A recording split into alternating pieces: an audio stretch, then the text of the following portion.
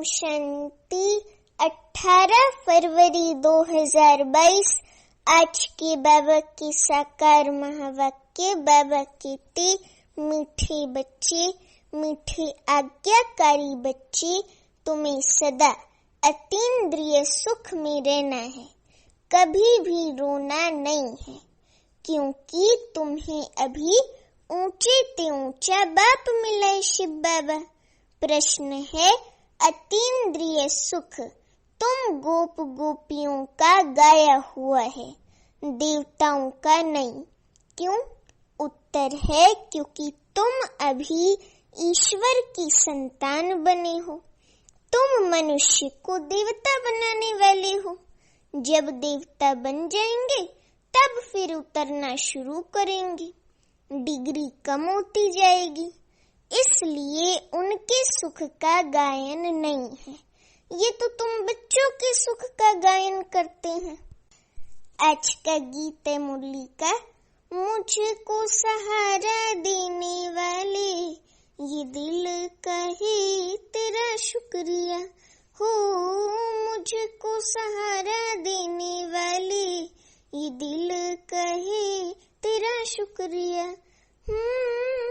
जमाना न देता था तो तूने दिया, मुझको सहारा देने वाले, ये दिल कहे तेरा शुक्रिया हो। मुझको सहारा देने वाले, ये दिल कहे तेरा शुक्रिया। अब मुझको सहारा देने वाले, ये दिल कहे तेरा शुक्रिया, ये जो गीत है ना, ये शिव बाबा निराकार परम पिता परमात्मा पर जाता है कि शिव बाबा ने हमको सहारा दिया ना, तभी तो हम कलयुगी दुनिया से बाहर निकले। हम कहाँ अंधेरे में पड़े थे और बाबा हमको सोजरे में ले जाने का पुरुषार्थ करा रहे। ओम शांति। बाबा कहते ओम शांति। ये एक ने कहा या दो ने कहा? क्योंकि बाप भी है, शिव बाबा बाप भी है तो दादा भी है, तो ये ओम शांति किसने कहा? कहना पड़े दोनों ने कहा। दादा अर्थात ब्रह्मा बाबा और बाप अर्थात शिव बाबा। तो बाप और दादा दोनों है ना, तो कहना पड़े कि दोनों ने कहा, क्योंकि तुम जानते हो दो आत्माएं हैं, एक आत्मा है, दूसरी परमात्मा है, परमात्मा शिव बाबा। इन सबको जीवात्मा कहा जाता है। तुम आत्माएं भी यहाँ इस दुनिया में पार्ट बजाने आए हो, दूसरे धर्मों की बातें नहीं। बाबा शिव बाबा भारत में ही आते हैं, भारत ही बर्थ प्लेस है। शिव बाबा बर्थ नहीं लेते, लेकिन बाबा यहाँ शिव बाबा का अवतरण होता है, इसलिए शिव बाबा उसको कहते कि भारती बर्थ प्लेस है। शिव जयंती भी मनाते हैं। अभी 1 मार्च को शिव जयंती है ना, तो बाबा इसलिए कहते शिव जयंती भी मनाते हैं, परंतु वे कब और कैसे आते हैं ये किसको भी पता नहीं है। शिव तो निराकार को कहा जाता है, उनकी पूजा भी होती है। शिवलिंग के रूप में शिव बाबा की पूजा भी होती है। शिव जयंती भी मनाते हैं ना, शिव जयंती। जो पास्ट हो गया वे मनाते हैं, परंतु जानते नहीं। मनाते तो हैं परंतु जानते नहीं कि शिव बाबा कब और कैसे आते हैं, ये किसको भी पता नहीं है। शिव तो निराकार को कहा जाता है ना। अब तुम बच्चों को तो सब कुछ पता है, तुम कोई से भी पूछ सकते हो कि ये किसकी रात्रि मनाते हो। मंदिर में जाकर पूछो ये कौन है, इनका राज्य कब था लक्ष्मी नारायण का, उन्हों से जाकर के पूछो। ऐसे बाबा कहते परम पिता परमात्मा के साथ तुम्हारा क्या संबंध? उनके साथ किसका संबंध है? जरूर कहेंगे सबका संबंध है, भी कहेंगे ना कि जरूर सबका संबंध है, तो वे सबका परम पिता है शिव बाबा। तो जरूर पिता से सबको सुख का वर्षा मिलता होगा, तब तो पिता कहते हैं ना वर्षा मिलता होगा तभी तो पिता कहते हैं। बाबा कहते हैं कि इस समय कैसी दुनिया है, दुख की दुनिया है। भले नई इन्वेंशन निकालते हैं, परंतु दिन प्रतिदिन दुख की कलाएं तो बढ़ती जाती हैं, क्योंकि अब उतरती कला है ना। कितनी आफतें आती रहती हैं, मनुष्य को दुख देखना ही है। जब अति दुख होता है तो बाबा कहते त्राही करने लगते हैं, तभी बाप आते हैं। इस समय सब मनुष्य मात्र पतित हैं, इसलिए इनको इस कलयुगी दुनिया को विशेष वर्ल्ड अर्थात विकारी दुनिया कहते हैं। वहाँ सत्युग में दुख होता ही नहीं। बच्चे, तुम बच्चे जानते हो कि ये ड्रामा, ये जो सृष्टि चक्र है ना, सृष्टि चक्र, ये जो है ड्रामा है, बना बनाया अनादि ड्रामा है। तो बाबा कहते कि ये ड्रामा बना हुआ है। इस समय सभी रावण अर्थात 5 विकार, काम, क्रोध, लोभ, मोह, अहंकार, सभी 5 भूतों के वश हैं। यही दुश्मन है। दुख की भी कलाएं होती है ना। अभी तो बहुत तमो प्रधान हो गए, इतना अति तमो प्रधानता हो गई है कि बात मत पूछो। बाबा कहते कि अभी तो बहुत तमो प्रधान हो गए, क्योंकि विष से तो सब पैदा होते हैं। दुनिया को तो मालूम नहीं कि वहाँ सत्युग में विष होता ही नहीं है। कहती हैं वहाँ बच्चे तब कैसे पैदा होंगे। बाबा कहते कि उनको बोलो तुम पहले बाप को जानो, उनसे वर्षा लो, बाकी वहाँ की जो रस्म रिवाज होंगी वे चलेंगी। तुम क्यों ये संशय उठाते हो। कोई ने प्रश्न पूछा कि शिव बाबा जब यहाँ हैं तो फिर वहाँ मूल वतन में आत्माएं होंगी।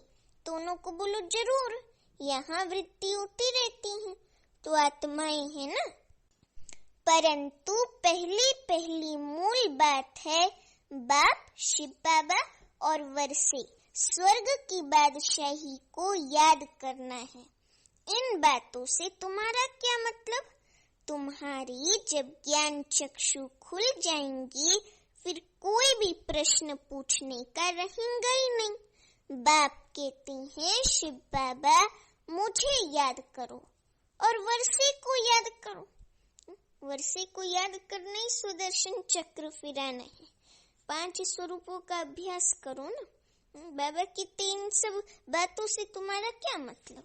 सिर्फ मुक्ति पानी चाहते हो तो मन मना भव अर्थात एक बाबा शिव बाबा को ही याद करना है।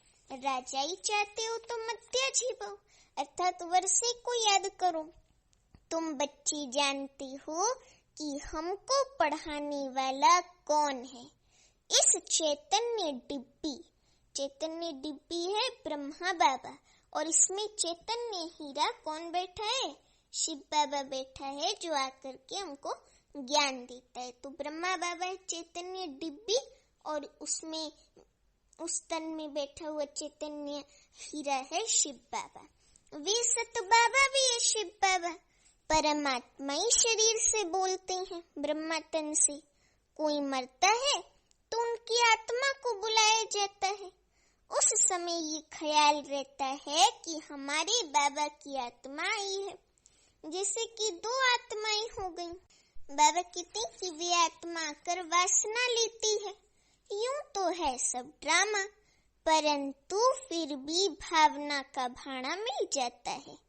आगे तो ब्राह्मणों में कुछ तो ताकत थी, कुछ तो बल था, आकर बातचीत करते थे, रुचि से खिलाया जाता था। आत्मा को बुला करके रुचि से खिलाया जाता था। ये ज्ञान तो नहीं है कि वे आत्मा है। आत्मा तो वासना लेती है, बाबा तो वासना भी नहीं लेते हैं, क्योंकि शिव बाबा तो अभोक्ता है। शिव बाबा अभोक्ता है ना, चैतन्य है, अजन्मा है, अभोक्ता है। आत्मा तो भोगती है। बाबा कहते हैं शिव बाबा मैं अभोक्ता हूँ। आत्मा तो वासना की मुरीद होती है, मैं तो मुरीद नहीं हूँ।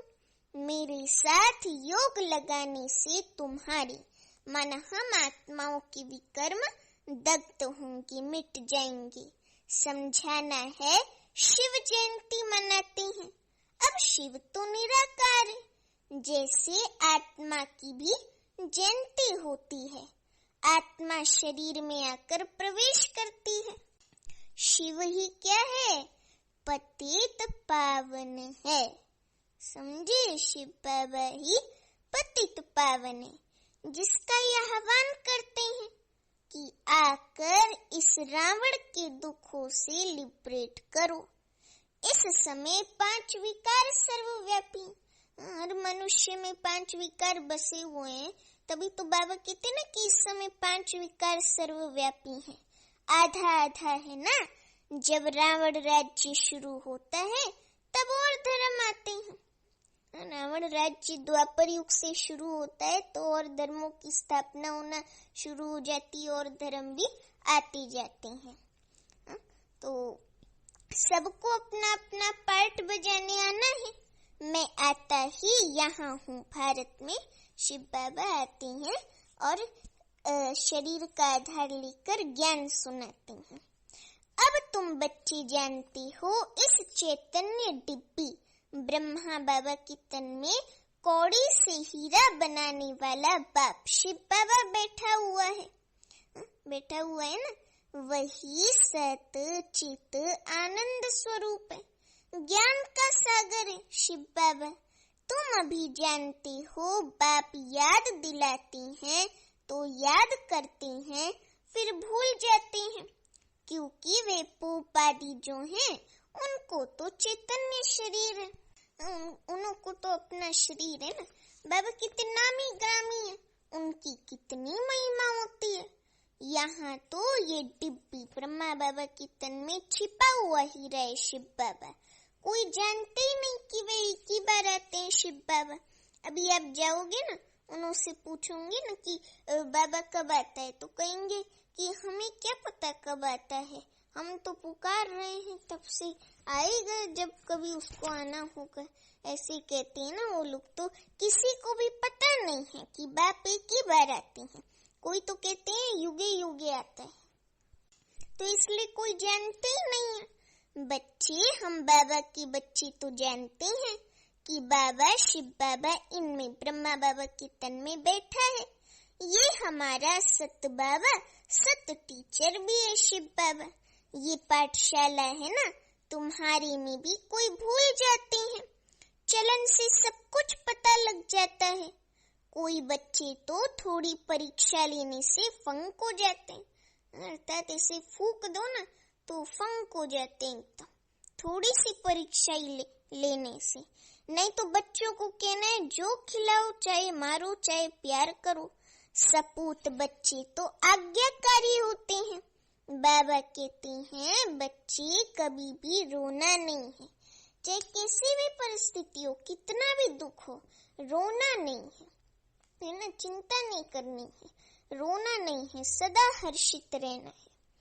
बाबा ने कहा ना इस बार बाबा मिलन में, बाबा ने क्या कहा था कि सदा खुश रहना है, खुशी के खजाने से संपन्न रहना है। तो आज भी बाबा कहते बच्चे कभी भी रोना नहीं है। तुम्हारा इतना बड़ा बाप शिव बाबा बाप और साजन भी है, उनके बनकर फिर तुम रोते हो। मैं तुम्हारा बड़ा बाप बैठा हूँ। बाबा कई बार अव्यक्त मुरलियों में बोलते हैं व्यक्त मुरलियों में कि तुम तो बच्चों बादशाह हो ना, बच्चे हमेशा बेफिक्र होते हैं।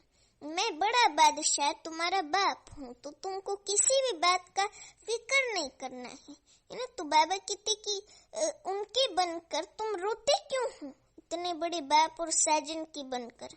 मैं तुम्हारा बड़ा बाप बैठा हूँ। माया नाक से पकड़ती है तो तुम रोते हो। गायन भी है अतीन्द्रिय सुख, गोप गोपियों से पूछो, परंतु माया भुला देती है। माया भी इतनी रुस्तम है ना, एकदम मुंह से पकड़ के भुला देती है। बाप पर कुर्बान जाए, अर्थात समर्पण हो, बलिहार जाए, वे अंदर याद रहे तो खुशी हो। तुम बच्चे अभी जानते हो बाबा शिव बाबा सच्चा सच्चा इंद्र है। वो पानी की वर्षा बरसाने वाला इंद्र नहीं, ये ज्ञान इंद्र है। इंद्र धनुष निकलता है, इंद्र धनुष रेनबो को बोलती हैं, तो बाबा कहते इंद्र धनुष निकलता है, उसमें रंग तो बहुत होते, 7 रंग बताते हैं ना, परंतु मुख्य 3 होती हैं। बाबा तुमको इस समय त्रिकाल दर्शी बनाते हैं। त्रिकाल दर्शी अर्थात आदि मध्य अंत को जानने वाला, अर्थात स्वदर्शन चक्रधारी, तीनों कालों को जानने वाला। ये बातें तुम अपने से मिलाएंगे। तुम बच्चे जानते हो कि ये किसकी सभा है? इंद्र सभा है।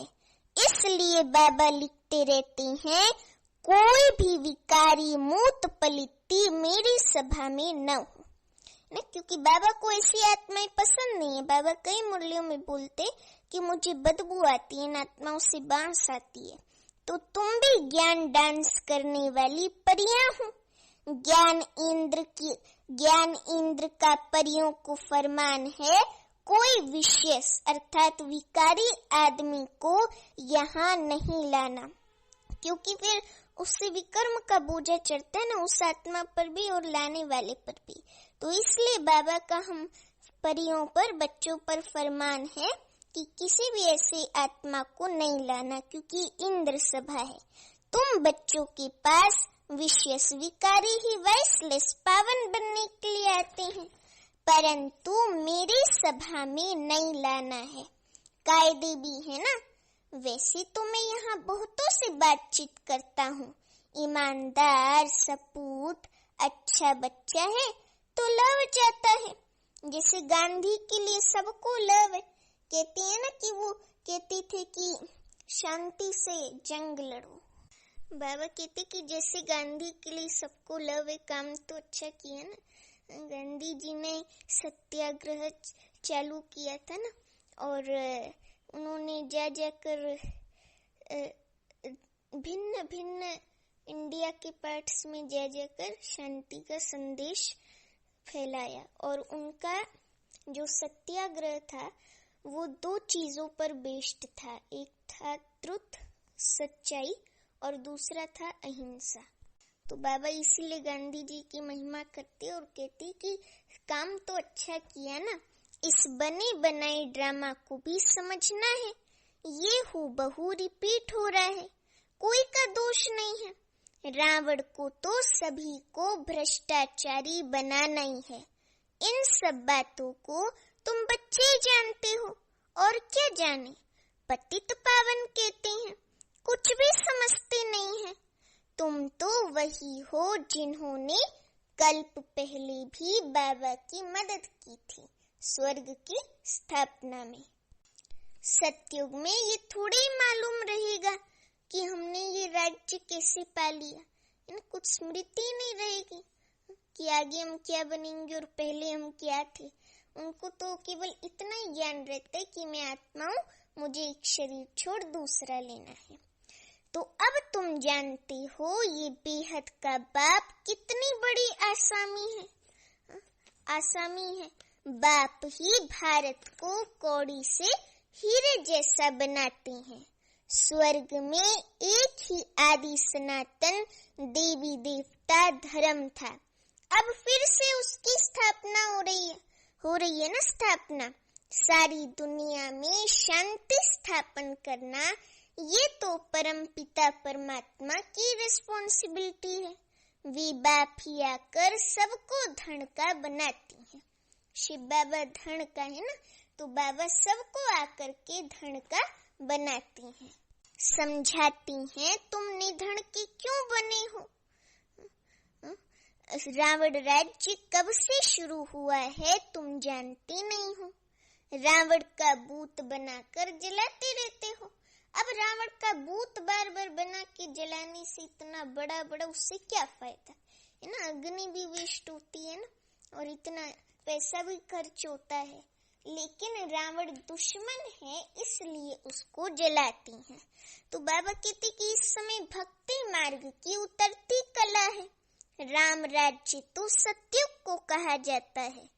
तुम इस समय हो कौन सी औलाद? ईश्वरीय औलाद, क्योंकि कला कम होती जाती है। इस समय तुम्हारे में बड़ी रॉयल्टी चाहिए, बहुत रॉयल्टी चाहिए। तुम हो मन को देवता बनाने, तुम हो मनुष्य को देवता बनाने वाली। अतीन्द्रिय सुख भी गोप गोपियों का गाया हुआ है। बाबा कहते कि ऐसे कभी नहीं कहा है। क्या नहीं कहा है? कि ऐसे कभी नहीं कहा है कि अतीन्द्रिय सुख लक्ष्मी नारायण से पूछो। ऐसे कभी कोई ने सुना है? नहीं ना।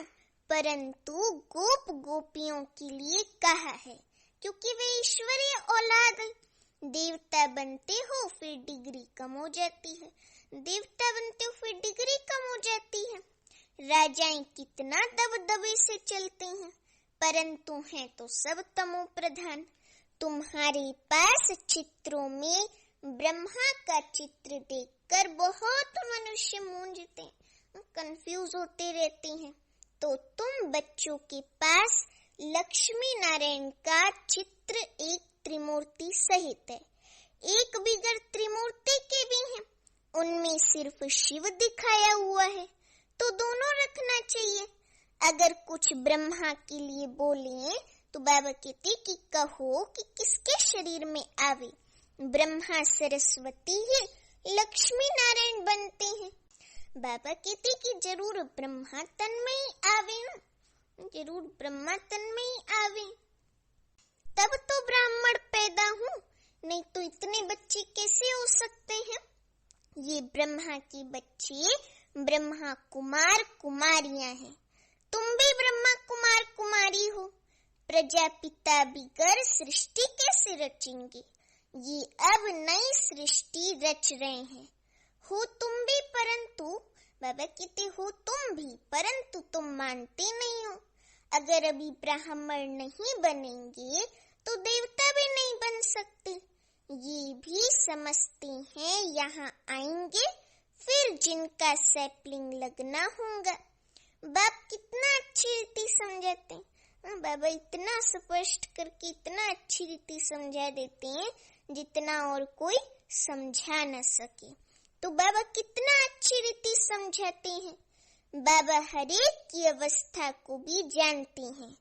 कोई किस चीज का भूखा, कोई फैशन का भूखा, बाबा से आकर पूछो बाबा हम ठीक चल रहे हैं, ये हमारी बात राइट है या रॉन्ग, तो भी समझें कि इनको डर है। बाबा देखो कि बाबा कहते कि देखो गांधी जी को सभी ने कितनी मदद की, परंतु उसने खुद नहीं खाया, सब देश के लिए किया। वे गांधी तो फिर भी मनुष्य था। ये तो बेहद का बाबा है। गांधी जी का भी पिता शिव बाबा है, परम पिता परमात्मा, तो ये तो बेहद का बाबा है। शिव बाबा तो दाता है, सब बच्चों के लिए ही करते हैं। पूछा जाता है तुम 1 रुपया क्यों देते हो? कहती हैं शिव बाबा को देते हैं 21 जन्मों का वर्षा पाने के लिए। ऐसे कोई नहीं समझो तो मैंने दिया, मैं तो 21 जन्मों का वर्षा लेता हूँ। बाबा तो गरीब निवासी है ना, 21 जन्मों का वर्षा देते थे। ये बुद्धि में रहे, सब कुछ बच्चों के काम में आता है।